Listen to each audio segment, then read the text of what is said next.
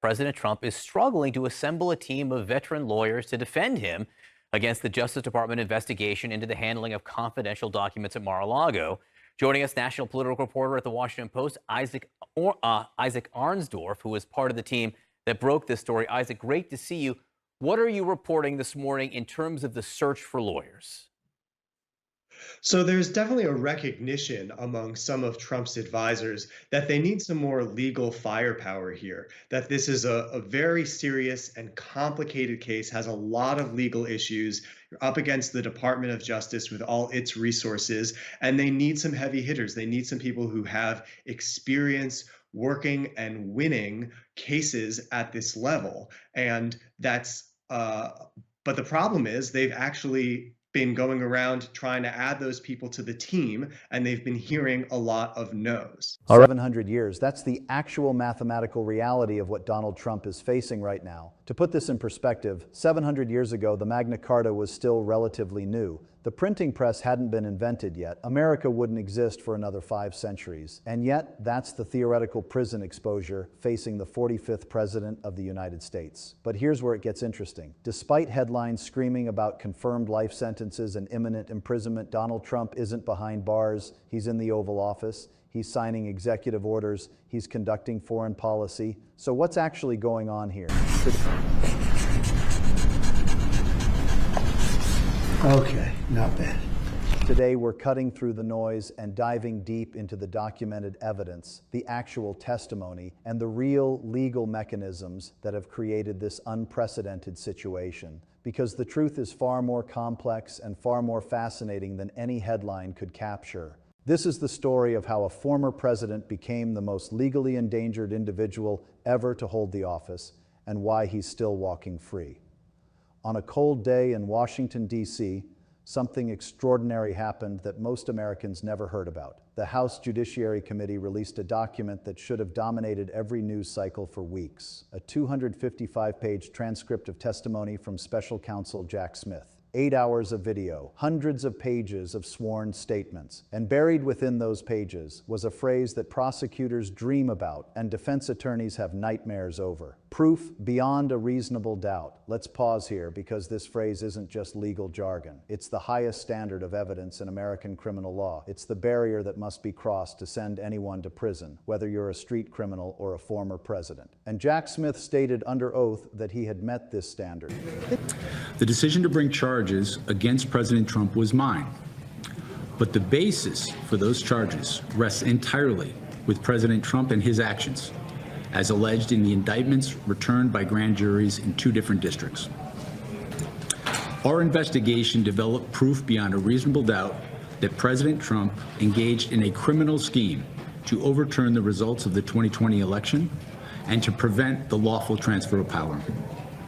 Our investigation also developed powerful evidence that showed that President Trump willfully retained highly classified documents after he left office in January of 2021, storing them at his social club, including in a ballroom and a bathroom.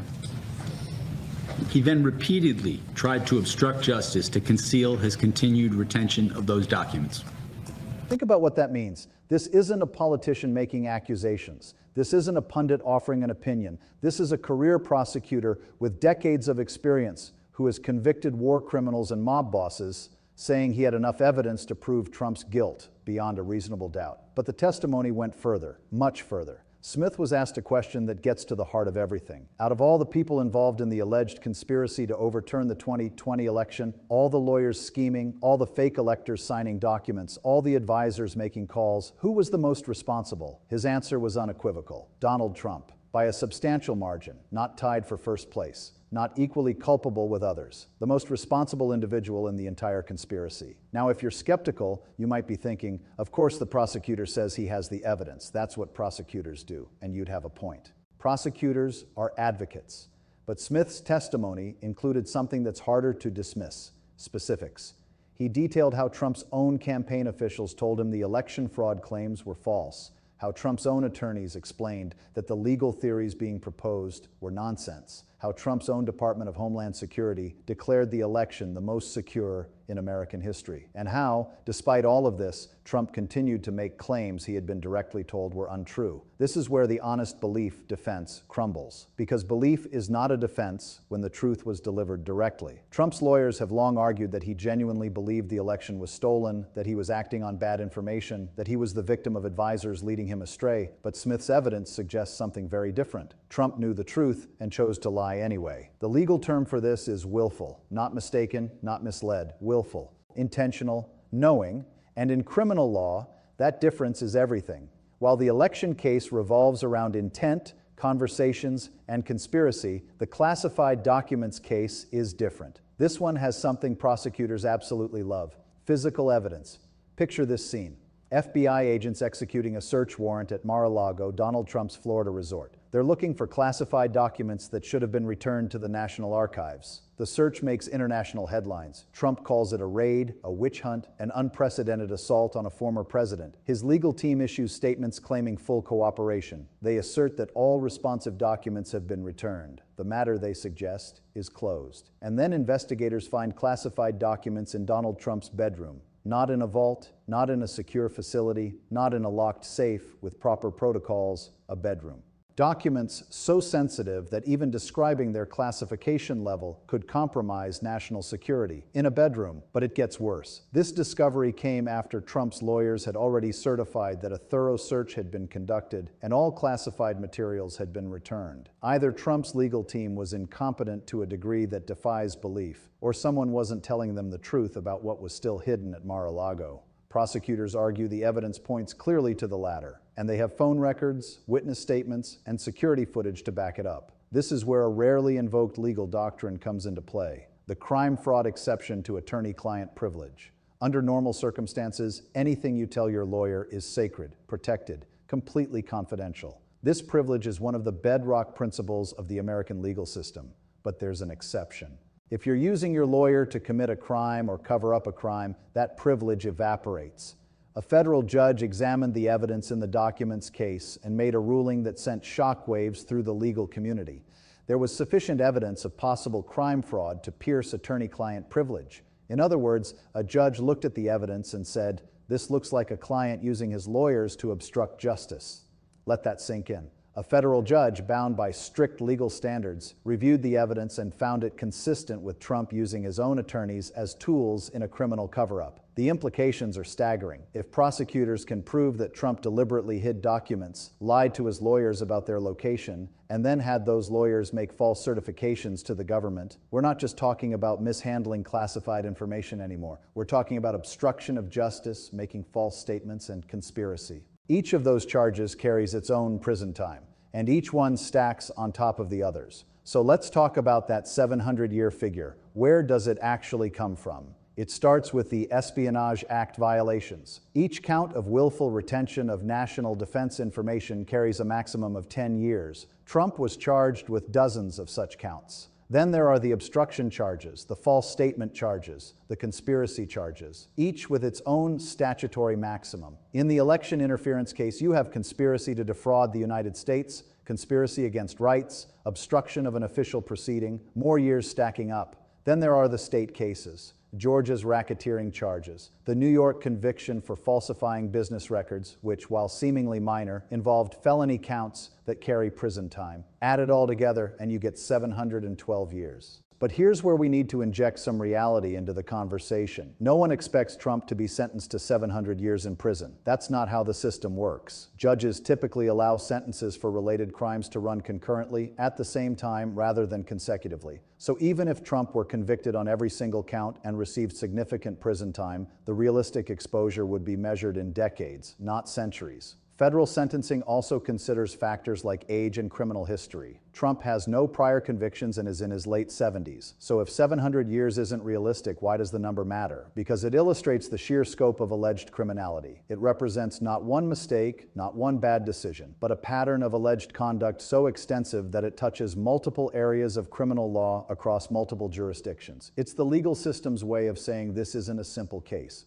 This is something we've never seen before. This brings us to the most important question of all. If the evidence is so strong, if a special counsel is willing to testify under oath that he had proof beyond a reasonable doubt, why is Donald Trump president instead of prisoner number something or other at a federal penitentiary? The answer comes down to 3 words: Department of Justice. The DOJ has a long-standing policy dating back decades that a sitting president cannot be indicted or prosecuted. The reasoning is constitutional. The president has unique duties that cannot be performed from a prison cell. Allowing criminal prosecution of a sitting president could effectively nullify an election and overturn the will of the voters. Jack Smith was explicit about this in his testimony. He stated clearly that the only reason the prosecutions were paused was this policy, not lack of evidence, not weakness in the case, not doubt about the charges, just policy. This policy doesn't protect innocence. It protects the presidency. This is an important distinction that often gets lost in political rhetoric. When Trump claims exoneration or calls the cases hoaxes, he's conflating non-prosecution with innocence. But prosecutors didn't drop the cases because they decided Trump was innocent. They dropped them because DOJ policy prohibited continuing. The evidence, meanwhile, remains. The testimony is still on the record. The classified documents were still found in that bedroom. The phone calls were still made.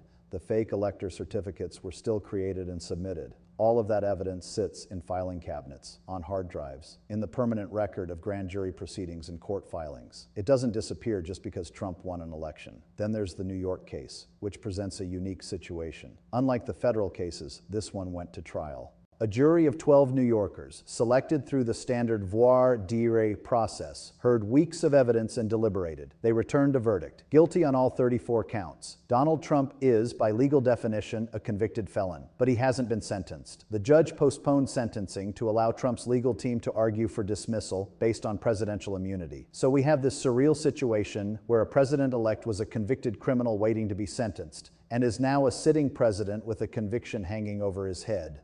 Legal experts are divided on what happens next. Some argue that presidential immunity should void the conviction entirely. Others argue that a state prosecution is beyond federal immunity protections. The judge is navigating completely uncharted legal waters. There's an ancient Greek story about Damocles, a courtier who envied his king's power and luxury. The king, wanting to teach him a lesson, invited Damocles to sit on the throne. But above the throne, he suspended a sword, held by a single horsehair. Damocles could enjoy all the pleasures of kingship, but only while living under the constant threat of that sword falling. This is Donald Trump's reality right now. He holds the most powerful office in the world. He commands the military, shapes foreign policy, and influences the direction of an entire nation. But above him hangs a legal sword held by the thinnest of threads, the temporary protection of the presidency. Because here's the thing about that DOJ policy. It only applies while someone is president. The moment Trump leaves office, whether in 4 years or through some other means, that protection vanishes. And every piece of evidence, every witness statement, every classified document found in his bedroom will still be there. Future prosecutors will have an unprecedented roadmap of alleged crimes.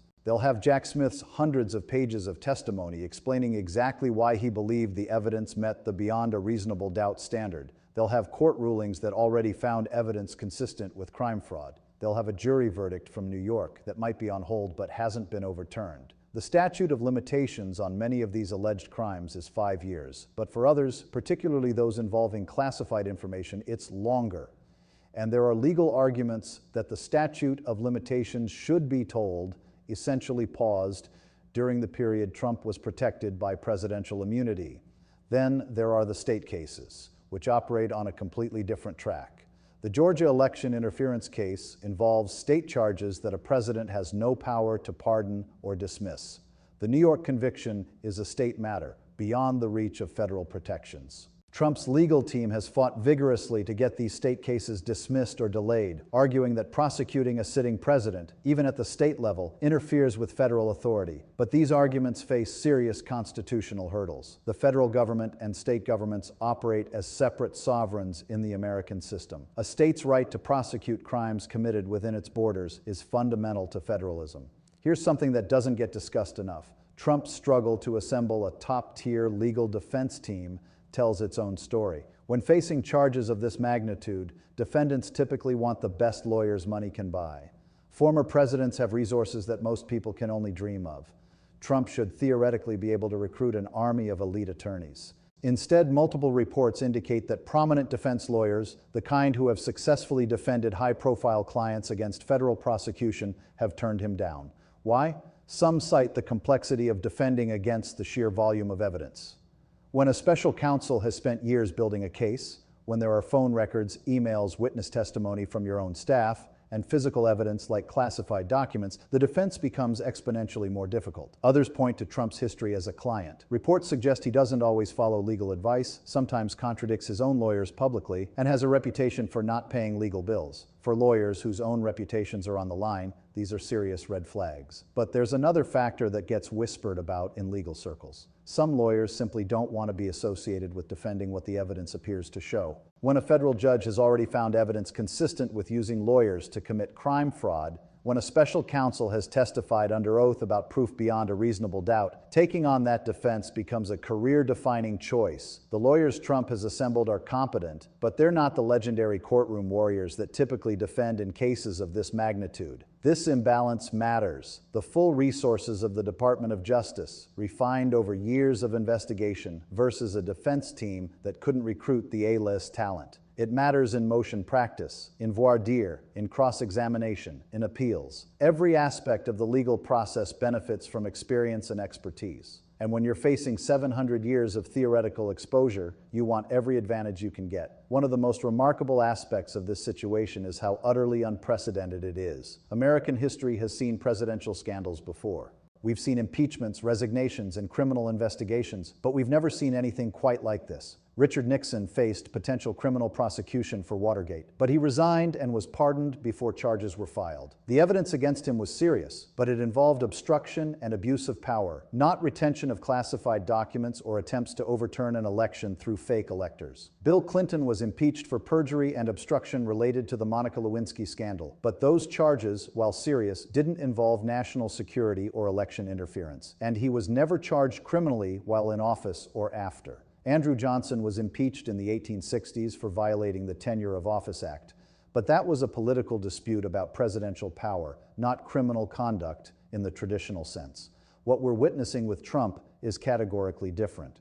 The combination of factors, multiple jurisdictions, both state and federal charges, a special counsel's sworn testimony about proof beyond a reasonable doubt, a jury conviction, classified documents discovered after claims they'd all been returned, has no historical precedent. This creates a strange situation where legal scholars, judges, and prosecutors are essentially writing the rule book as they go. Questions that have never been definitively answered are now being litigated in real time. Can a state prosecute a sitting president? Does presidential immunity extend to acts committed before taking office? What happens when DOJ policy prevents prosecution, but evidence of crimes exists? These aren't abstract academic debates. They're questions with real consequences for the functioning of American democracy. The answers will set precedents that last for generations. Here's what makes this situation truly unique. The evidence is public and permanent. In most criminal cases, if charges aren't filed or if prosecutions are dropped, the details fade from public consciousness. Investigators might know what evidence exists, but the public doesn't have access to grand jury materials, witness testimony, or investigative findings. Not here. Jack Smith's testimony is public record. Court filings describing the crime fraud finding are public record. The indictments themselves, laying out in detail the alleged criminal conduct, are public record. News reports based on leaked grand jury testimony and witness interviews have been published and archived.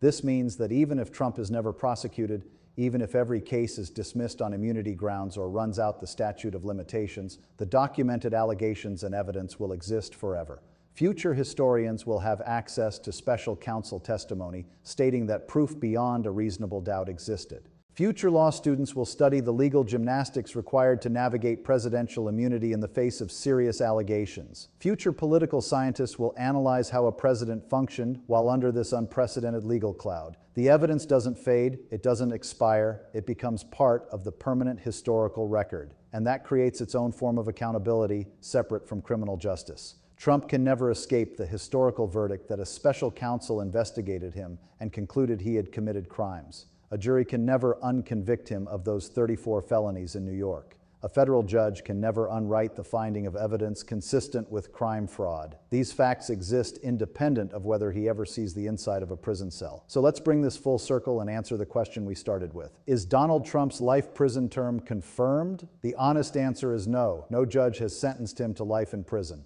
No court has issued a final ruling clearing a definitive path to incarceration.